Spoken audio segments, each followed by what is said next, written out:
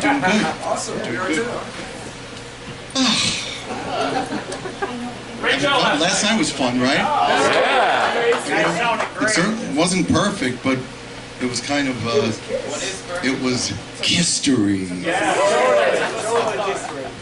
You know, when we started talking about doing what we do and doing what I do, I thought, well, we're doing so much press. Literally before I came here, I did almost 24 hours of press for the end of the road, and the day before that did the same and did it in LA. So I can't do that and sing show after show after show. I could 20 years ago, I could 40 years ago.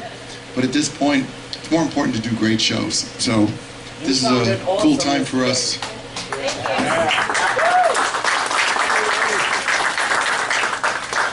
So I am here to answer anything, well actually not. I'll answer whatever I choose to answer. Actually, I'm here, no, I'm not going to say. Anyway, so who's got a question for me? Yeah. There you go. Sorry, cut you right off. There you go. Hi, Paul. Hey. I'm Patrick from Sweden. I love Sweden. Thank you, and I love you.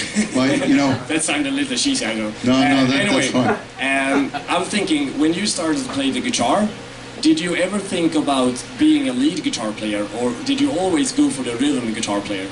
It seemed so difficult, you know, and all the people that I really loved, I understood the rhythm, and that's really what connected with me. I thought, I can be the guy who holds the foundation down, and it's just a matter of finding somebody else to do the solos. So, some of my favorite, I mean, Pete Townsend is a phenomenal all-around guitar player, but he's a phenomenal rhythm player. Steve Marriott in Humble Pie, who was one of my inspirations, was a phenomenal rhythm player. Jimmy Page, for all his great leads, is a tremendous rhythm player, and I just decided to focus on that. And it went quite well anyways. So far it's going pretty well. Yeah. I think I'm going to get a deal. Maybe you get a record deal, yeah. Maybe. I'm a little old to get a record deal, though. Yes. People with microphones. Run around. Keith LaRue, a star in his own. A star in his own right. I'm Chris from Dallas. Your new stage suit looks amazing. You can call it costume. You can call it. Anything that? How long did it take to make, and how's it feel? Does it feel comfortable? It's awesome. It's really. I think some of these outfits are the coolest stuff we've had. For us to go on the end of the road and have something that looks familiar, but at the same time kind of kicks it up a notch. I'm just psyched. My stuff is really cool, really comfy, and as comfy as like 40 pounds of gear can be. But it's awesome. Everybody's up their game. I helped Eric some, but Eric very much wanted to harken back to some of what Peter wore, some of the earlier stuff, and I think we captured a lot of the vibe, of the band over the years. So I'm real pleased with it, and the band. You'll see it at the shows. We did sound check today. Band just sounds so ridiculously good.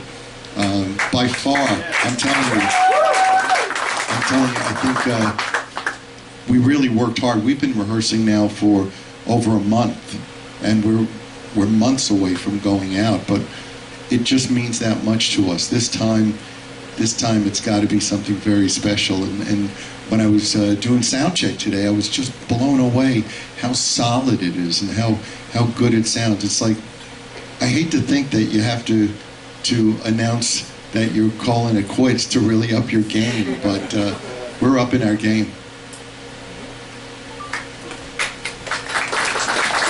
You don't have have to clap every time. I mean, I like it. Hey, Paul. Yes. Recently you posted a picture of a Wicked Lester acoustic reel on your Instagram. Yes. I'm wondering, have you managed to transfer it, and has it survived, and do you have any plans for it? I haven't had a chance to.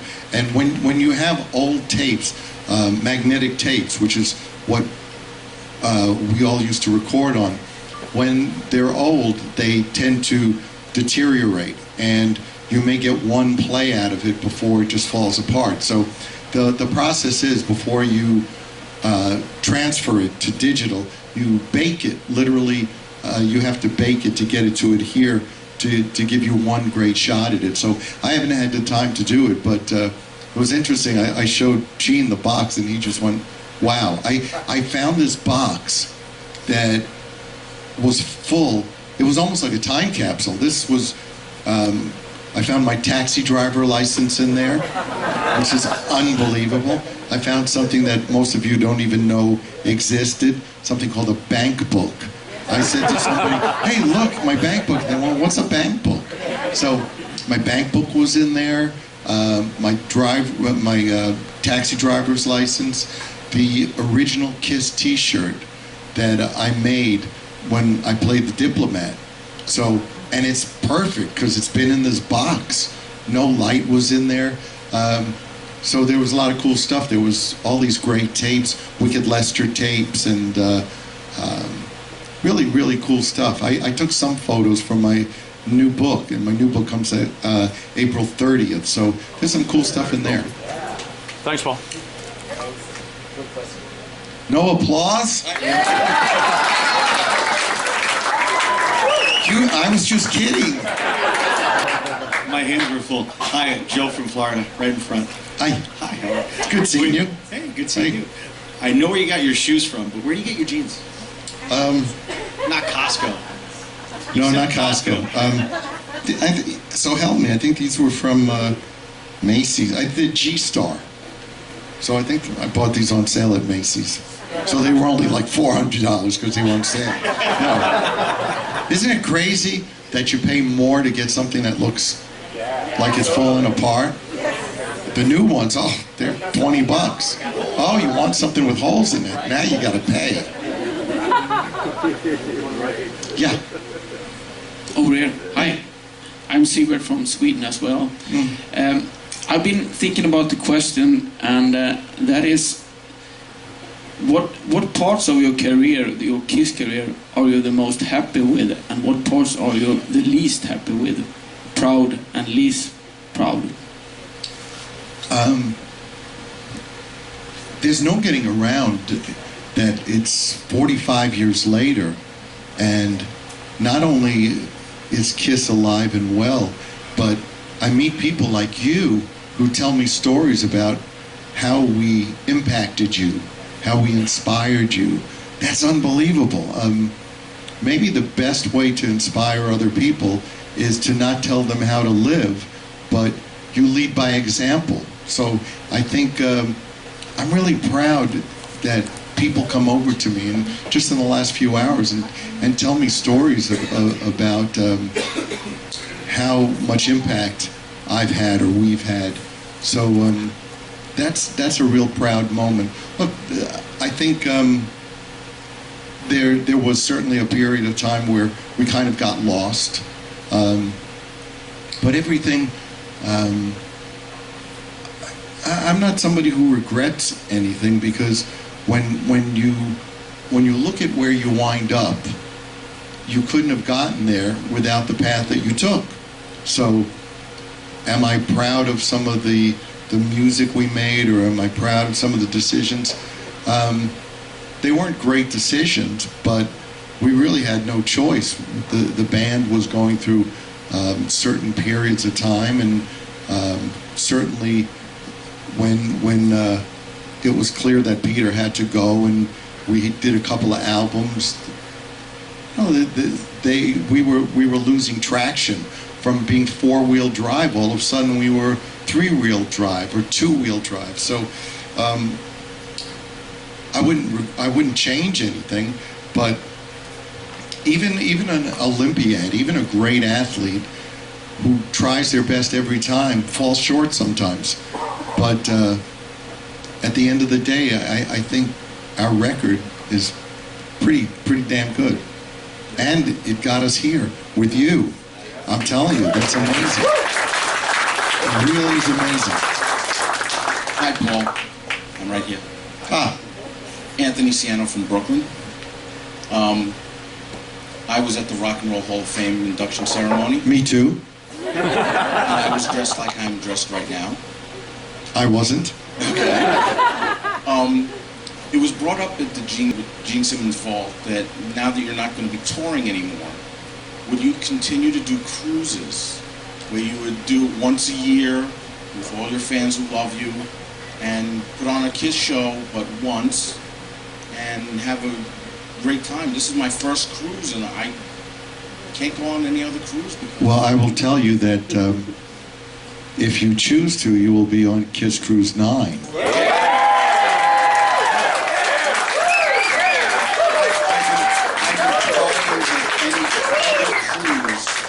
Will not be like a Kiss cruise. Well, in everything we've tried to do, we try to, if not raise the bar, we try to give people what we want, what we would want as fans.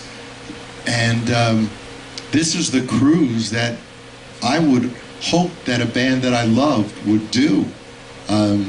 So Kiss Cruise 9, what we found is that every time we do a cruise, some of you aren't aware, by the end of the cruise, we've nailed down the dates for the next year, and we're working on what it'll be, and we already know there's Kiss Cruise 9, so, yeah, so I'll be on it too.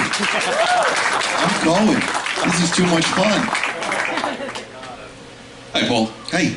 Question for you on your solos, specifically Hold Me, Touch Me, World Without Heroes. They're very emotional and powerful. What was your approach to those? I can be a sap once in a while. I can get pretty sappy. I like solos. This may be an excuse because I can't play fast. So I was going to say I like slow solos that are melodic and have a lot of emotion to them. And some of my favorite guitar players were not the ones who played the fastest, but the ones who got the most out of a note. For me, maybe because of my own limitations, it comes down to not necessarily what I play, but what I don't play.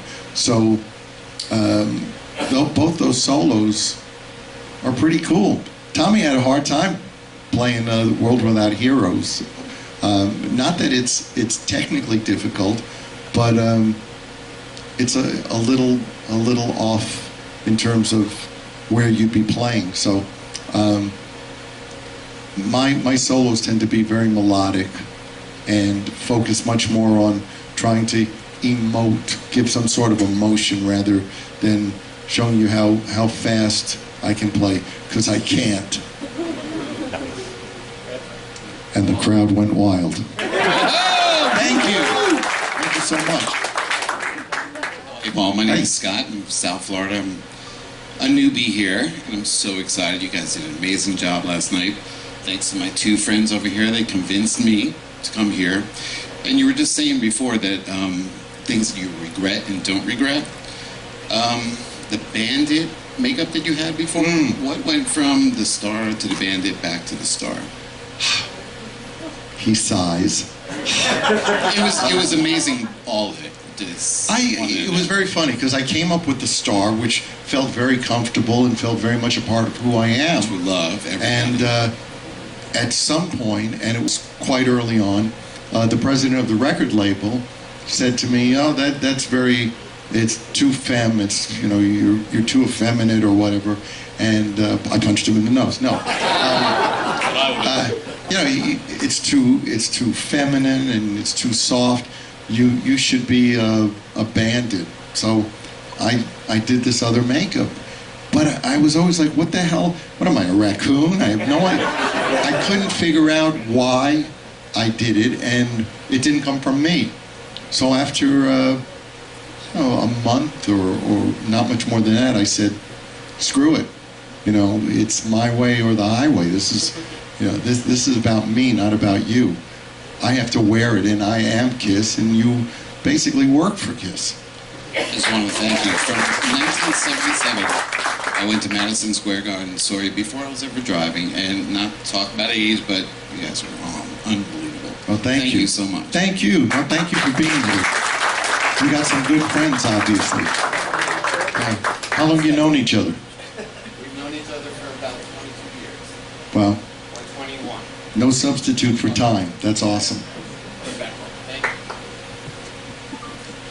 Hi, Paul. I'm Lance from South Africa. Hey, South Africa's far away. It is indeed. Just two things. Firstly, thanks so much for all the music. It's meant a lot to me and many of people from my part of the world for a long time. And secondly, any chance of the end of the road coming to South Africa or somewhere nearby? I do believe so. It's so interesting because when we said to people, we're doing the end of the road and this will be our final tour, and then they say, well, how long does it run? I say, it could run 3 years. Oh, well, some end of the road, you know, some farewell tour. But what I try to stress to people is the night we play your city, it's over.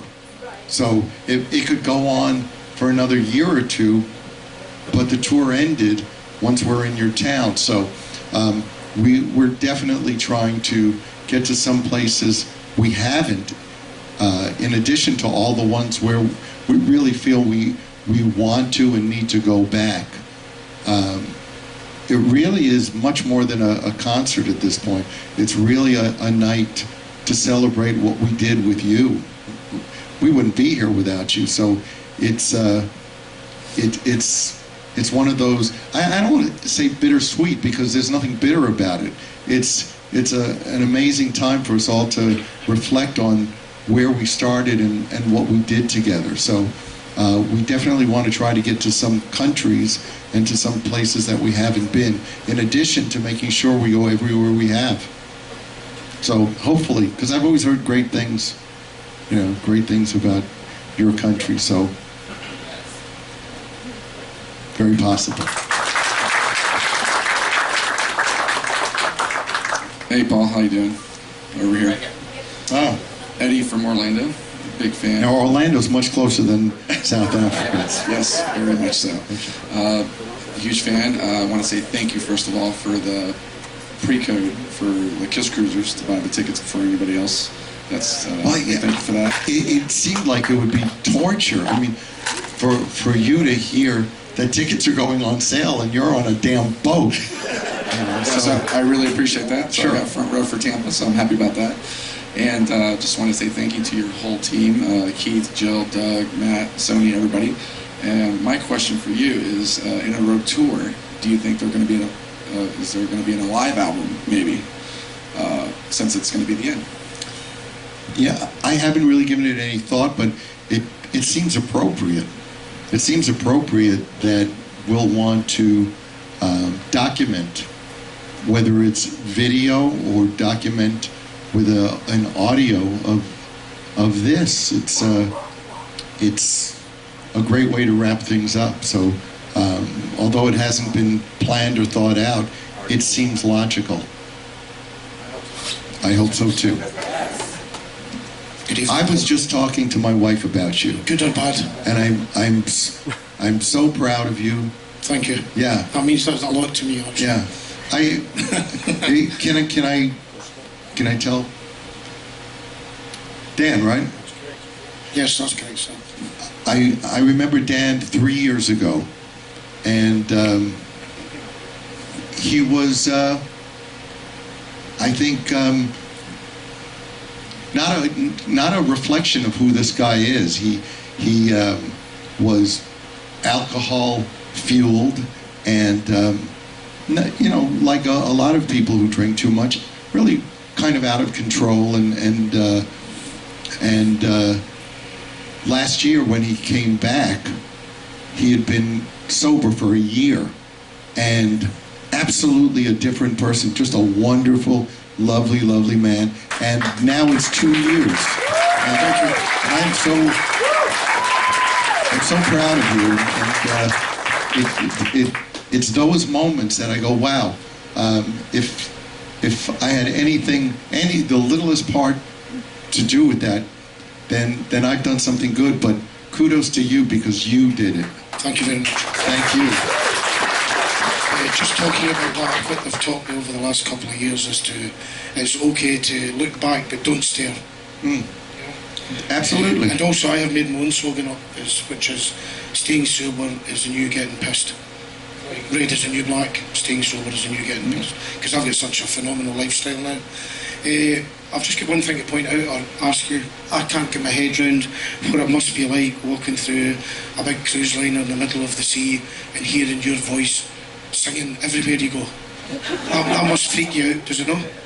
To hear you singing, every PA system, every television station, everywhere you go I hear you singing. It's doing my head in. I'm lucky that I like what I hear. I never turn it off. Yeah, it's actually funny because, so help me, I'll be somewhere and whether it's on the ship or in a store or a restaurant, and I'll hear something go, that's really good, and I go, that's me. So, also last tour when you came to Glasgow Hydro. Glasgow. I was obviously in the crowd, and you walked on with my Saltire Scotland tar, and it freaked me out. It really freaked me out. It brought the house down because obviously, like lots of nations, people are very patriotic. So when you come to Glasgow next year, don't bring another Saltire, because I want to be the only one. Well, no, I'll tell you something. If you bring your guitar, I'll play it for a song. You serious? Absolutely. Absolutely. There's nothing more important, or it's certainly one of the things. You should love your country. Whatever country you come from, you should cherish what they've given you, the opportunities, because we live in a society now where there is oppression and there are regimes that some people are unfortunate to live under or be born to. We are members of the free world, and we should thank God or whoever we want for our good fortune to be born where we are, and to make sure that our country is everything it should be. In my case, I'm proud to be an American. I'm proud to support my military, as all of you should, because politicians come and go. Politicians can lie, they can tell the truth, whatever, but they only last so long. But the people who make it possible for them to exist and for you to have political opinions are the military. And those people never get what they deserve, and it's up to us to make them the heroes, make them feel like the heroes, and remember that we owe everything to them. So I hope you all love your country as much as I love mine, and we're all blessed to be free. Just one wee quick question, Paul. When you come to Glasgow next year, this is my friend Ronnie from Dallas, I have convinced him, he's now wearing a kilt, you could come on stage in a hydro, and you could wear a kilt, and you could call it Dress to Kilt. Wow. I'm just afraid if I wear a kilt, the wind might blow wrong.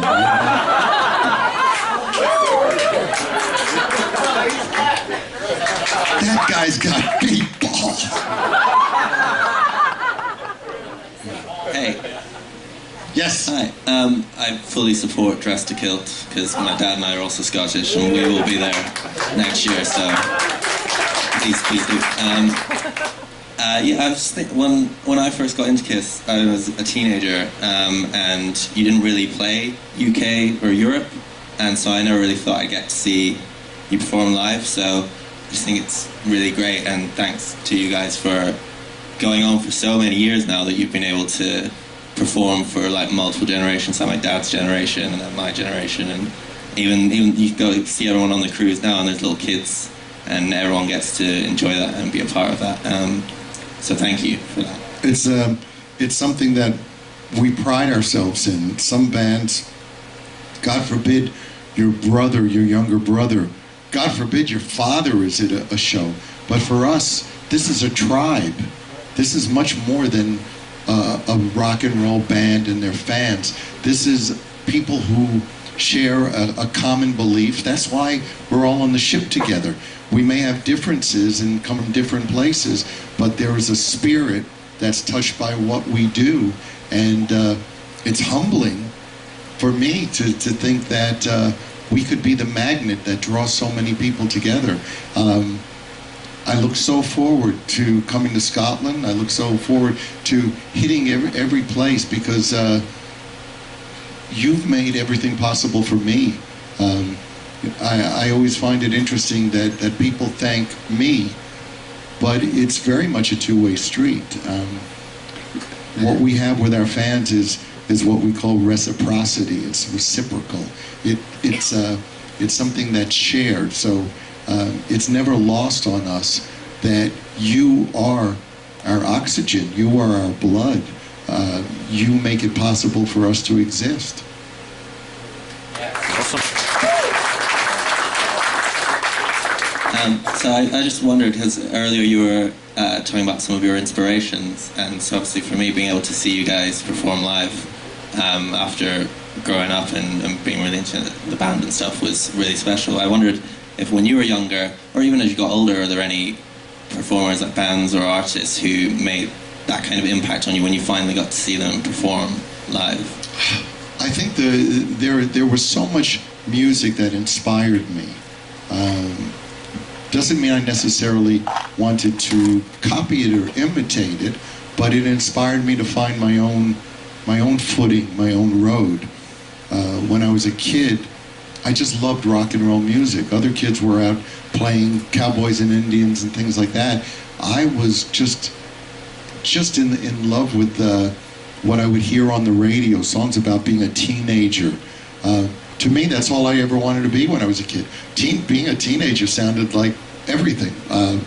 You'd fall in love, you'd have a girlfriend, you'd go to dances and all kinds of things.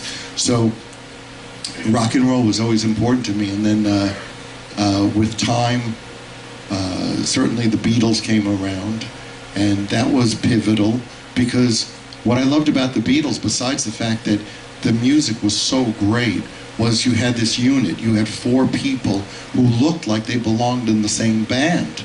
And besides loving the band, you could actually have your favorite member.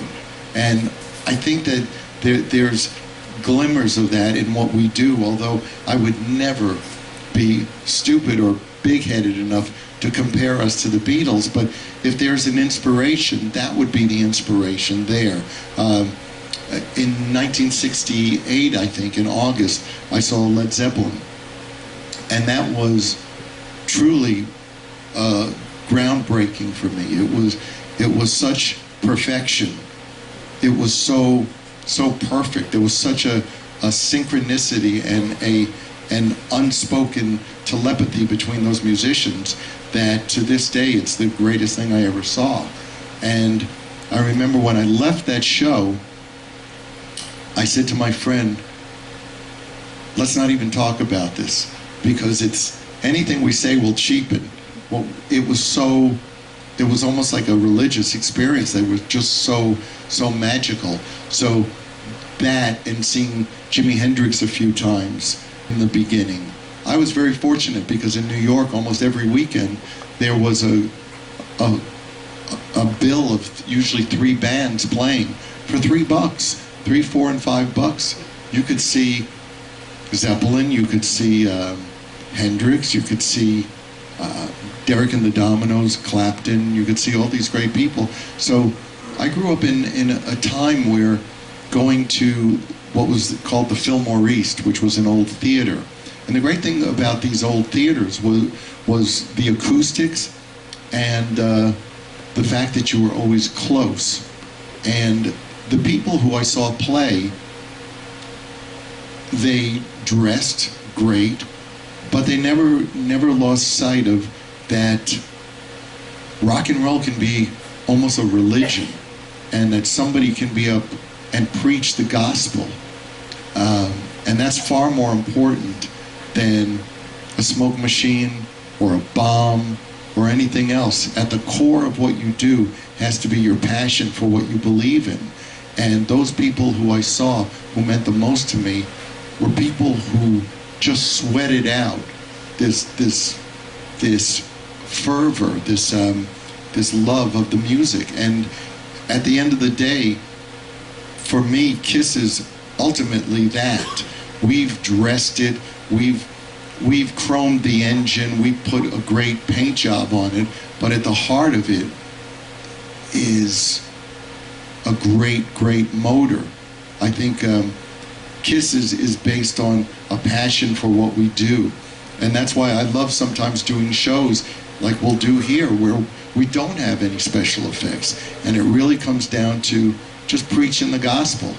And so my inspirations have always come from bands who I grew up listening to.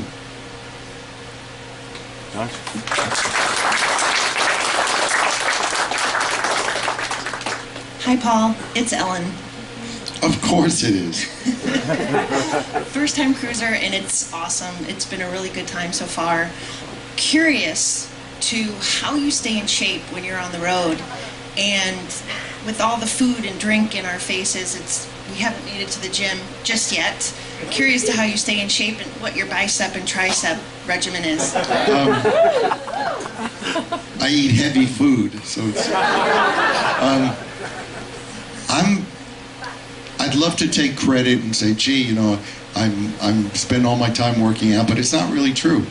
I do exercise probably 3 or 4 times a week, but it's not heavy lifting or anything like that. It's actually a bar class where you're on a dancer's bar, and it's me and usually about 40 women. So if you don't think that makes you work, you know, so you don't look like an idiot. So that's kind of what I do, but it's also genetics for me. I'm very fortunate. My dad's 98, and yeah, thanks, Dad. My dad's 98, totally lucid, reads the New York Times every day, and so I owe some of that certainly to genetics. I'm also pretty vain, you know. I think it's important to do your best to look your best, because it makes you feel better. That's me. Someone else might not feel like that, but it helps me to look and go, you know, you look pretty good. So if you look good, if I look good, I feel good. That may not be, you know, I'm not telling other people you have to do that, but that's part of it for me. It's vanity, and vanity is not a bad thing. There's a difference between narcissism, which is based on an old fable about Narcissus, who looked at himself in the water and ultimately drowned because he was so captivated by his own look. Narcissism isn't a good thing. Vanity's not a bad thing. It can be very, very helpful. Good. It means really taking pride in what you do. So whether it's in how you look or what you do as far as your occupation or hobby, if vanity is pride, then pride is a good thing. Okay.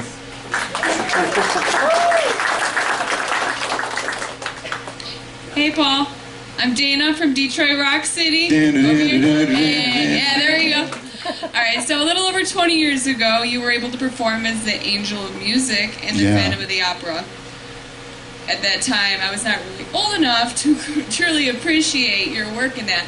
First off, are there any decent copies of that exist? Well, that's very funny, because, of course, if you go with the advent of social media, your worst moment lives forever.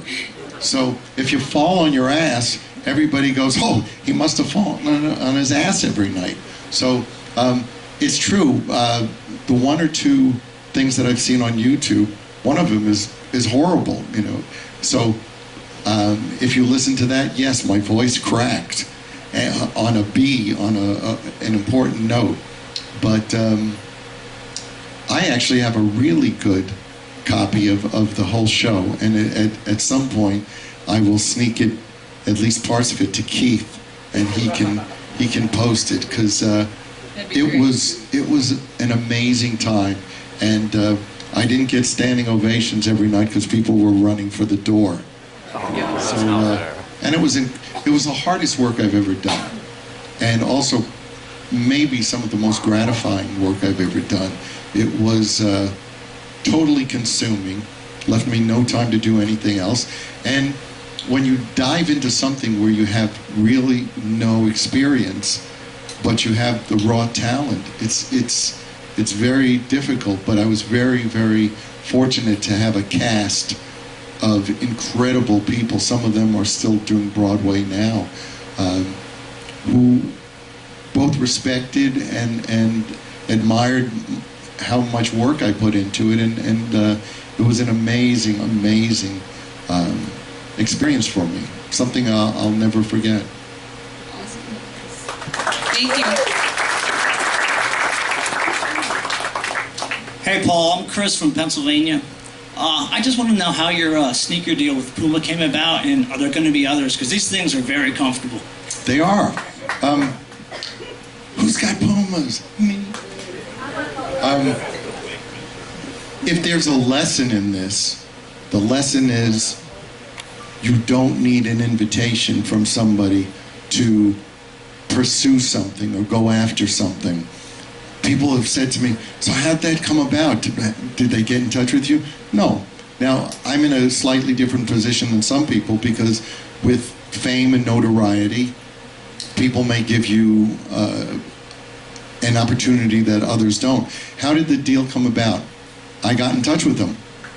I just got a number, called and said, I can design shoes, and they said, really? Show us. And I designed these and those, the suedes and the, what are these ones called? These ones are called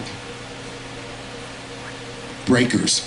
So literally the two shoes I designed, they went, wow, okay. And virtually after that went into production. So they came out and didn't know what to expect. They sold out pretty much around the world in one day. So they are manufacturing again. And matter of fact, when I get off the ship, I spend that night in Florida because there's a Puma event and they're relaunching the shoe. So at the same time, I'm designing more. I'm designing another 2 shoes and clothing. So I'm doing clothing for them and I'm doing shoes.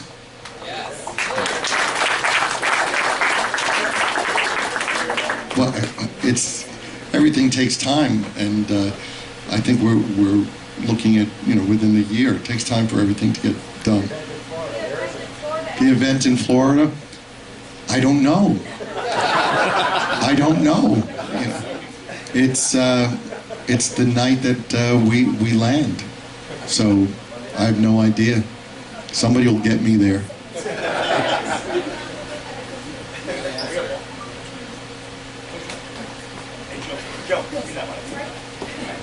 Hello, Paul. Oh, Paul. Hi, Chuck Cooper from Indianapolis, Indiana. My question's kind of around the working out thing, but in a different aspect. As far as, we all know you guys have always had big bodyguards and such, and I know you still seem to go out a lot in public with your family and everything. I'm just curious if there's ever been a moment where, or a story you could tell where you feared that something might go wrong with either an overeager fan or fans or something like that. I think fans tend to be very respectful, and I have to tell you that when I see some of these young performers who go out with 4 bodyguards who weigh 400 pounds each, that's why they need bodyguards, because they're drawing attention to themselves. And it makes them feel important.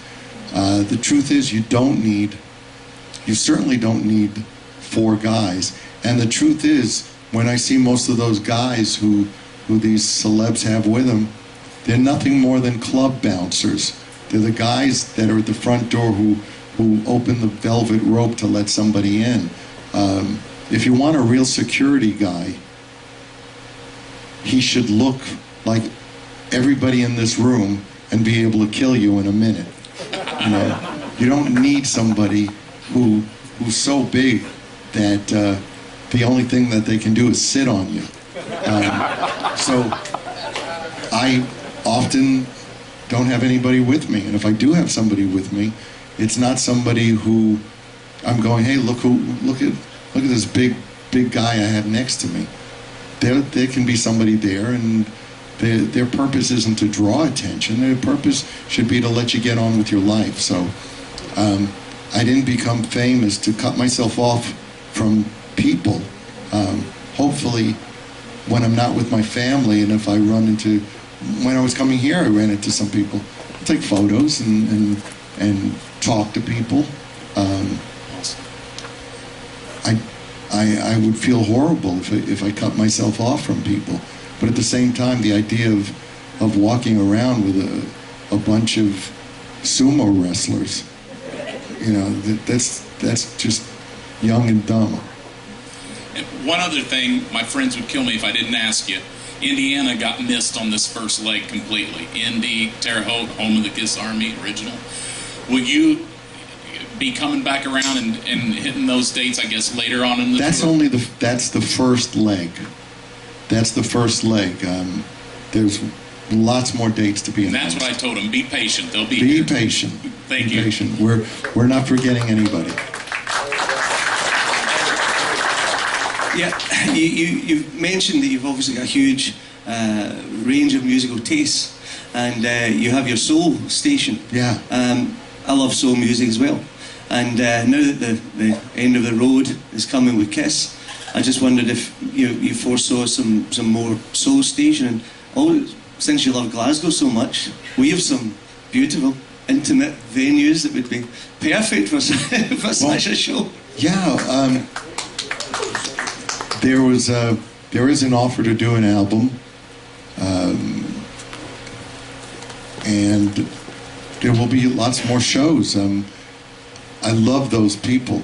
Everybody in Soul Station has either played with Natalie Cole, Whitney Houston, The Temptations, Smokey Robinson, Stevie Wonder, Pink, Christina Aguilera. The list goes on and on and on. So for me and for us, being able to pay tribute to music that somehow has become a sample on a rap song, instead of you getting to hear this great music by these great artists, you know, from Philadelphia or Detroit or Macon, Georgia. It's for us to be able to do those songs, it's just awesome.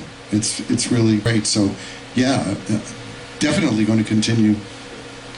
I'll be seeing some of those people later this month and doing a closed show, but it's awesome. And again, I'm thrilled to be able to do what I want, and I can't live within the boundaries that other people set for me or for themselves. So yeah, Soul Station, absolutely.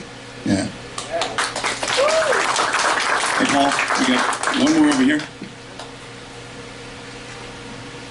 Paul, my question is, you've been all over the world, major cities everywhere. Where is, in the back of your mind, I don't know if you talk with Gene and the band, that you want to end your last concert in? Like Detroit, in New York? I'm just asking. I know it's a tough one, but I'm wondering if you guys talked about that for your last concert.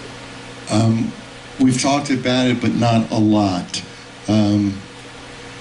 When this comes to a close, I'm pretty sure there'll be that last show that will be in a place that means that much more to us because of some historical impact. I mean, New York, of course, seems like a natural. Detroit seems like a natural. There definitely will be a date that will kind of, put the cap on this.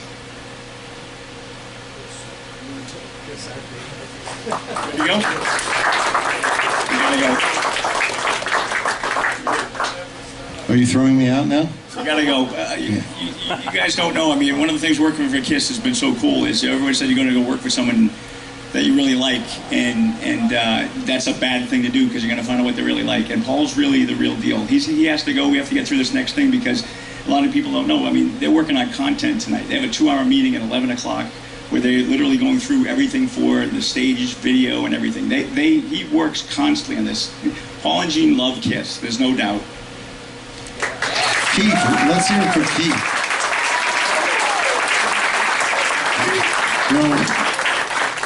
So help me, there are a few people who really are at the core of making things happen, and Keith LaRue is a shining example.